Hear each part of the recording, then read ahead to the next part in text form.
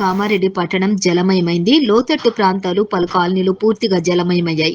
రోడ్లు చెరువులుగా మారిపోగా లోతట్టు కాలనీలలో ఇళ్లలోకి వరద నీరు వచ్చింది. దీంతో ప్రజలు తీవ్ర ఇబ్బందులు ఎదుర్కొన్నారు. సకాలంలో కామారెడ్డి మున్సిపల్ చైర్మన్ గడ్డం ఇందుప్రియ చంద్రశేఖర్ రెడ్డి ఆధ్వర్యంలో మున్సిపల్ సిబ్బంది సహాయక చర్యలు చేపట్టి బాసటగా నిలిచారు. కామారెడ్డి మున్సిపాలిటీ పరిధిలోని నీట మునిగిన ప్రాంతాలలో మున్సిపల్ చైర్మన్ స్వయంగా పాల్గొని కాలనీ వాసులకు అండగా నిలిచారు. గత 2 రోజులుగా కురుస్తున్న వర్షాలకు కామారెడ్డి తడిసి ముద్ద కాగా GR colony, housing board, Koundinya palace కాలనీలోకి వర్షం నీరు చేరి సహాయం కోసం ఆర్జించారు.